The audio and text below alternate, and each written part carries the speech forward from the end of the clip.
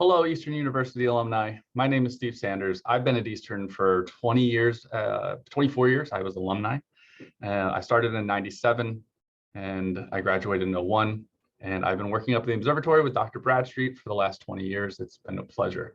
And so I'm going to show you a little bit of what we do up here. I'm actually going to take you on a tour of the night sky. Since COVID's kind of restricting what we can do, I figured this is a really good way to interact and kind of connect with people outside in a way that you can go and look at the sky just like I can. So this is going to be the sky from Eastern for the next 3 weeks to a month. After that, the sky will start to shift too much and you probably won't be able to recognize the patterns that I'm showing you in the places that I'm showing you. So I'm going to share my screen, and this program that I'm about to share is a program we call Starry Night. Now, Starry Night is awesome. It's one of the best programs if you ever want to learn how to observe the sky, and it will show you where the planets are. It will show you where all of the constellations and the star names are, and you can go actually see different images of some of the deep space objects that are in the sky as well. So here we are at Eastern. I am facing south right now, and I actually need to set the sun. So I'm going to fast forward time a little bit. I'm going to go in, here goes an hour jump, and you can see the sun going across the sky right now. So I'm going to stop it somewhere around here, and I'm going to set the sun a little slower now. Let's take a nice look at the sunset. Watch the sun go down and the stars pop out. Now, I'm actually not going to start in the south. I always recommend to people starting in the northern sky. The northern sky is what we call our circumpolar constellation. It is the area that goes around the pole. The pole star is Polaris. We've all heard of it, the North Star. And I'm going to show you the North Star as well. But we're going to start off, you see all these names coming on. Let's get rid of these names. They can get really confusing when there's a database on that I do not want on. So, okay, we're in a night sky. This is about 8 o'clock at night, and I'm going to go and look into the north. So I'm going to just grab my screen, and I'm going to jump over into the north part of the sky right above Key Guffin if you're standing in the soccer field. And next, I'm going to zoom in just a little bit more, just so we can see that circumpolar area a little bit better. Perfect. All right, so from here, I want to talk about some of the constellations and some of the bright stars that you all might recognize. Big Dipper. We've got to start off with the Big Dipper. So the Big Dipper, you can see it right here. I'm hopefully outlining it on your screen as well. Here's the handle. Here's where you pour all the soup. That is actually part of something bigger. That is an asterism. An asterism is part of a bigger constellation, the bigger constellation being Ursa Major. Ursa Major is a giant bear big. So right here, there's the tail. Here's the back of the bear. That's the nose. There's its belly. And then the claws are actually in the dorm right now, making the students very unhappy. So I'll try and turn that on for you all so you can actually see it. So there you go, Ursa Major. I always start off with that. You want to be able to find the Big Dipper. There's some constellations I just can't help you find. You have to be able to find them on your own. So Orion, the Big Dipper are two of the ones that just come to mind. From there, we're actually going to use two stars in the Big Dipper, Merak and Dubhe. We call them the pointer stars, and they point almost everything else out there. So if I can get them to highlight Merak and Dubhe, you'll notice Dubhe's very red compared to the other stars in the Dipper. The other stars are all very much blue. So that's one way to help you find it. But they are kind of the lip of the pan. And you want to follow those two stars out, and you'll hit a lot of other constellations along the way. Actually, you'll hit all of the other circumpolar I'm about to show you. So following these two stars, Merak to Dubhe, you're going to first come to this little tiny star right here. And I don't know if you can see, but there's a little tail happening right here. There's a little movement that looks like a dragon, and that's Draco. So if I go over and highlight Draco, you can see Draco actually lives between the Dippers. So we're on the way to find the Little Dipper. The Little Dipper has Polaris in it. So let's take a look for that. So we go back to Merak and Dubhe. So from Merak towards Dubhe, go past Draco's tail, and you're going to go for this first bright thing that we hit in the sky right here. So you keep going right past those two, go past the tail, and you'll find Polaris right there. Now, Polaris is not the brightest star in the sky. Everyone tries to tell me, oh, it's the brightest, you'll see it real. No, it's not even close. It's bright, but it's not that bright. In most skies, I will find Polaris and I will find these two stars. But here is the actual Little Dipper. There's the handle. There's the little bucket where you put all your the bowl. So I'll try and turn that on as well so you can see. So you can actually see Ursa Major, Ursa Minor, with Draco kind of in between the two of them. Awesome. So there's only two more circumpolar. We're over halfway done with our circumpolar constellations. They are the King and Queen, Cassiopeia and Cepheus. Cepheus is arguably one of the hardest constellations to actually find in the night sky. So let's try and find it. I'm up for the challenge. So we go back. We have Merak, Dubhe, Draco's tail. Go past Polaris, and you have to look for the next kind of semi-bright star that you're going to hit. And you can see it's a little brighter than the rest right here. That is either the top or bottom of Cepheus, depending on the season. In this season, I think it's upside down. I've always thought of Cepheus as a house.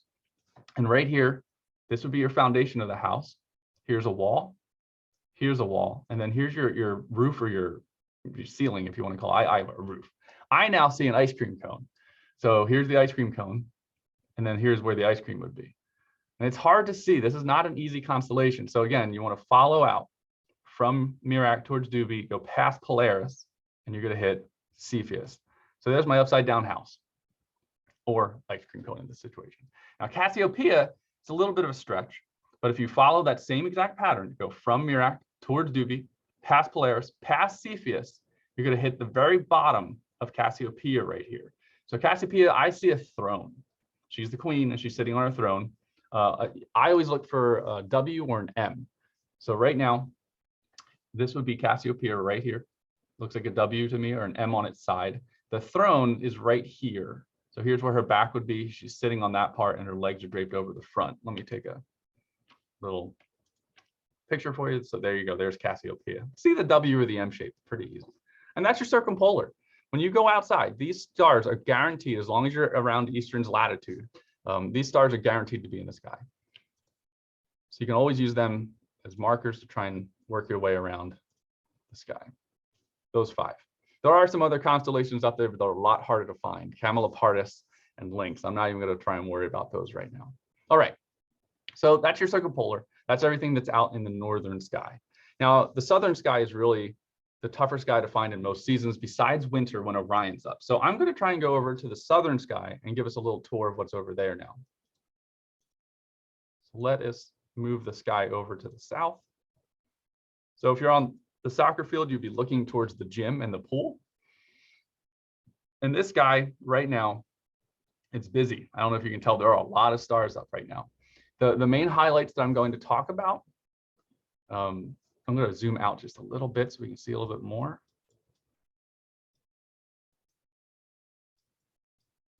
Somewhere in there. We'll move that down a little. We'll start right about there. I like that sky. The main highlights in this sky, you have what a lot of people know as your zodiac, your zone of the animals. It's where you get your birth signs from. So there are a bunch of zodiac constellations that we're going to take a look at: Scorpio, Sagittarius, Capricorn. But the summer triangle is what I would consider to be the most prominent thing up in the sky right now. Yes, it is fall, but the summer triangle will last for almost the majority of the fall. So I want to take a look at that.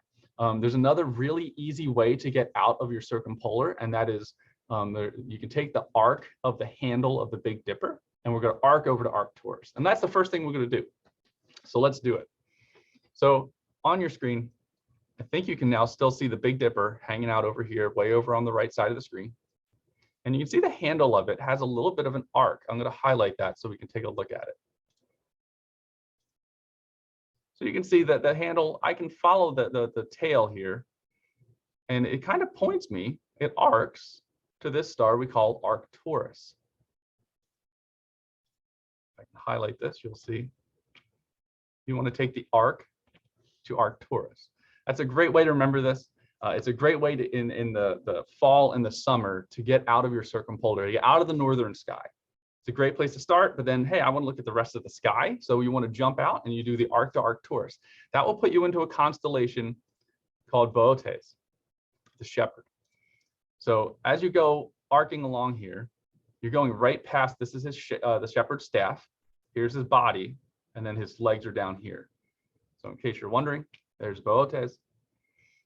Next to Boötes is a constellation that I find super easy. It's called Corona Borealis, and it's I call it the smiley face. So the smiley face is literally a little smile. It looks like a little happy face right here. It looks like if I ever watch Alice in Wonderland, it's like the cat smile. Corona Borealis. It's a very easy constellation to spot because there's not a lot of other stars in the area that distract you. Next to Corona Borealis is one of the toughest constellations to find. There aren't a lot of bright stars. They're all kind of the same brightness, and that always makes it a little tougher. But it is one of the most popular stories of the sky. It is Hercules. So Hercules, I'm going to turn Corona Borealis off for a second, just so we can see in here. Here's the lower body. Here's the upper body. There's his head. He has an arm right there, a little stubby arm right there, a leg here, and a leg here. So let's take a look at Hercules. I always tend to see an H. So the H would be this line, and then this connector right in the middle. That's how I tend to look for Hercules. Hercules is very hard. If you're having trouble seeing it, go to a darker sky. I tend to go over to Valley Forge still to look at the night sky. Even at Eastern, there's too many bright lights. King of Prussia is pretty rough, and that King of Prussia is still pretty rough over at Valley Forge. All right, the important part of Hercules is this leg right here that looks like it's bent. Before you just kind of follow this straight line out, and you're going to hit the one of the brightest stars you'll see in the summer sky, and that's Vega. So Vega is part of the summer triangle. Vega is in the constellation of Lyre. So let me turn that on. So here's Lyre. And Vega is the bright star that is attached to Lyre. Let's see if I can also see if I'm fancy enough to try and actually click on that as well. I'm not great at clicking on small. There you go. That's amazing. So I'm working on a very small screen over here. The big screen that you're seeing is a lot bigger, and I wish I could click on it, but I can't. So okay, the summer triangle. There are 3 really bright stars, especially if you have light pollution. These stars will jump out. All the fainter stars will kind of wash into the background, and 3 stars will jump out at you very bright. Vega, which we're looking at right now.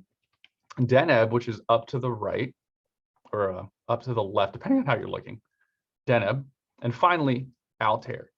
And those 3 will form a big triangle in the sky. You cannot miss them if you live in any sort of city environment. They will be the brightest things in the sky, looking straight up next to the planets. I haven't got to the planets yet. Don't get too excited. I'll get there. I'll get there at the end. There are some planets that we can take a look at. So they're all in different constellations. So Vega is in Lyre, Deneb is in Cygnus, the swan, which we'll take a look at next, and Altair is in Aquila, which is actually Eastern's mascot, the eagle. So I have Vega and Lyre. Let's take a look at Deneb is in Cygnus. Now I see a cross. So it's right here. And it's supposed to be a swan. I can see that, but I really do think of this more as the Northern Cross. Finally, Altair is in the constellation of Aquila, which is right here. It looks like the beam me up Scotty symbol, that little tiny Star Trek symbol. I always think of it looking like that. And maybe you'll see that. Maybe I'm just crazy. But I've always looked at that as the beam me up. That forms what I consider to be the easiest thing to find in the summer, or now early fall. Look for the triangle, look for the 3 bright stars. You should be able to spot them pretty easily, because the Arcturus, while Arcturus is incredibly bright, will have no other bright stars near it. It doesn't have the triangle formation. So you'll notice that it's kind of by itself way over here in Boötes. So it's not close enough to kind of give you your eyes. Once you see the triangle, it's almost hard to unsee it. You'll go out and see it every single night. All right, what else is out there? Now I actually have to rewind the sky just a little bit, because I want to go back to maybe about a 7:30 or 7:15 sky. So bear with me. I'm actually going to rewind time just a little. So I want to be able to see Scorpio a little bit better. All right, let's go with right about there. That's about a 7 o'clock sky now. So I've rewound almost an hour. Something I want to do next is I want to find a way into the zodiacal constellations. Now, maybe you have really good eyes, and maybe you can actually just see Scorpio hanging out way down here really close to the ground. Scorpio never gets high in the sky. Scorpio and Sagittarius will live really low. So how do we find those? If your eyes don't naturally just see that pattern of Scorpio, which it does have a decent scorpion-like look. Here's his face, there's his neck, and there he actually has a stinger, which is kind of cool. So how do we find that? I actually use the arc to Arcturus again. I use something that I know I can find it. I know I can find the arc to Arcturus. That is something that is ingrained in my head. So we have that arc to Arcturus. I'll even highlight it again for you all. So arc along the tail there to Arcturus. And then you want to keep going. And I call this the spike to Spica.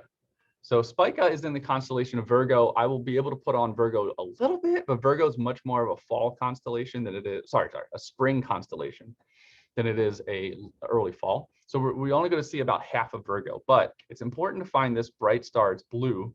So you see Arcturus is a very kind of orangey star. There's a very blue star underneath of Arcturus. If you go arc to Arcturus, then you want to spike down to Spica. You can see I make up some really, really easy things to remember. Spike to Spica. And so that is right there. If I can click on it, I'm not very good at clicking on these things, obviously, as they are so close to each other.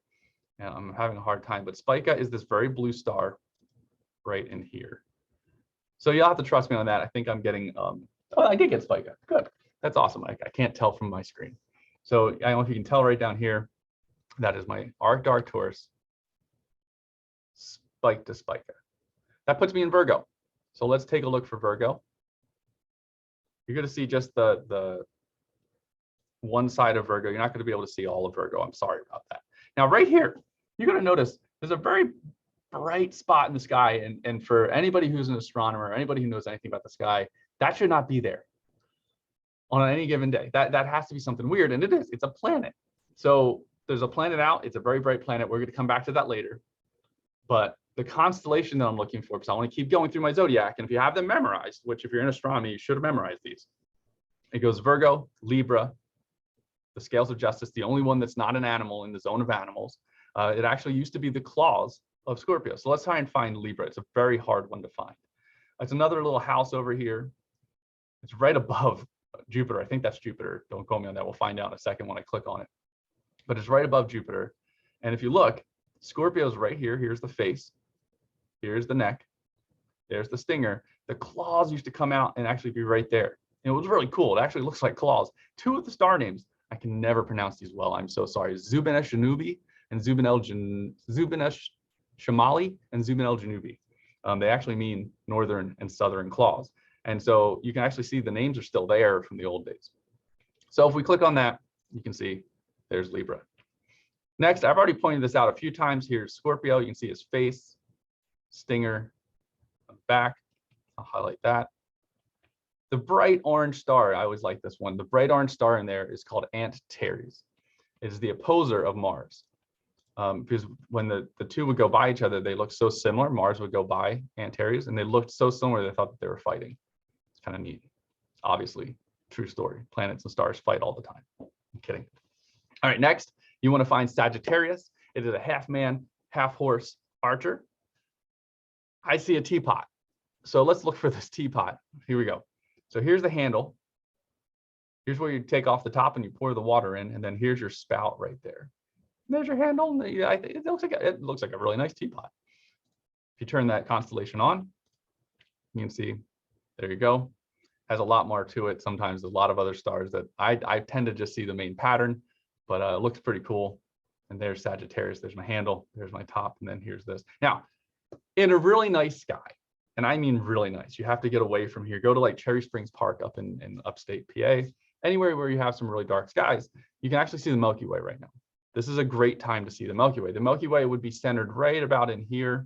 It would be going through Sagittarius and Scorpio. And I always think of the teapot pouring hot tea onto the scorpion's tail and creating steam, and that then creates this wonderful Milky Way. It's completely wrong. That's a lie. That's not what's happening here, people. The Milky Way is like the core of our galaxy, and we're looking into the thick of it, and we're seeing this wonderful array of billions of stars. But I think it's an easy way to memorize this, that Scorpio and Sagittarius will always be in the heart of the Milky Way. Finally, the last thing that we'll look at today is one more constellation in the zodiacal called Capricorn. Sea goat. We've all seen a sea goat, right? I have no idea what that is, but here is the sea goat. It lives right here. It looks like a boomerang to me. And there you go. There's Capricorn. Now, there are a couple planets. I want to take a look at some of the planets. So let's go take a look at what's in the sky tonight. So if I'm not mistaken, we have either Venus or Jupiter, and there's another one hanging out over here in Capricorn.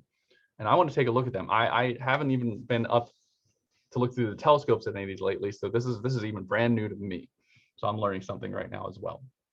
All right, let's turn off all of the different constellations. I'm going to just highlight Libra right now because whatever this is hanging out. And I'm going to take a wild stab and say that that is Venus. Oh, I was right. So Venus is right there. It's actually setting right now. So Venus will only be in the sky. Let's just find out. I'm going to fast forward time a little bit. So this is 7 o'clock. We fast forward time by an hour. It's just about under the ground. By 9 o'clock, Venus is completely set. So you have a very small window. I'd say it's getting dark right now around 7:15. By 8:30, it's gone. So you have a very small window, and you're going to need to find some horizons that are very low. You don't want some big trees or mountains in front of you if you live near mountains. All right. So what else is up in the sky? Now I need to shift over. You can see that I think another planet's hanging out over near Capricorn, and I need to shift over. So bear with me here. I'm going to get rid of. So remember, Venus is in Libra. What I'm going to do now is I'm going to get rid of what we're highlighting, grab the sky, and I'm going to drag it over. So we're looking a little more towards the south-southeast. All right, I'm going to highlight the constellation that I'm in. So we're somewhere between Aquarius and Capricorn, and I think I see 2 planets, to be honest. I think I see Saturn. Yep, you can see Saturn. It's a lot fainter, but it's in the front part right here. There's Saturn. Then right there, that's Jupiter. Now they will be in the sky for long periods of time. Now, if you don't believe me, if I can actually do this, I'm doing something that could break my computer right now, but I'm going to try. We're going to try and make them a little bit bigger so that you can see them. There's Jupiter, a little bit bigger by a lot bit bigger. So there's Jupiter. Let's highlight Saturn. You see the nice rings, not to scale. So there you go. You have Jupiter and Saturn. Now they will be up for a long period of time. They are rising right now. As you can see, everything rising in the east, right? And we're heading towards the west. So you can see that they have a long way to go. So I'm going to slowly play time here. I'm going to go from here's 7 o'clock. There's 8 o'clock, 9, 10 o'clock, 11, midnight. And now I have to move my screen. We're losing them. So we move over. You can still see we have a beautiful view of Jupiter and Saturn throughout almost the whole entire evening. I'm going to keep going just so you can see when they set. Here's 1 in the morning. And Saturn starts to set around 2 in the morning. That's a long viewing time. So you'll be able to see these for a very long time. They should be up for the whole of the semester and probably even early December. So I hope that gives you an idea of what's out in the sky. There are a lot of beautiful constellations in the late summer. As we get into more fall, it is a lot harder to see the fall sky. So that's why I'm doing a late summer sky. The fall sky tends to have the Andromeda story, you have Perseus, and I find that that's a step up from the summer sky, which is a lot of brighter stars, a lot more bright stars, and a little bit easier to find. So I hope you enjoyed this little tour. Again, I'm sorry that you cannot be here in person. I hope soon that we can have some more tours at the night. I miss doing the nighttime tours with people, the students.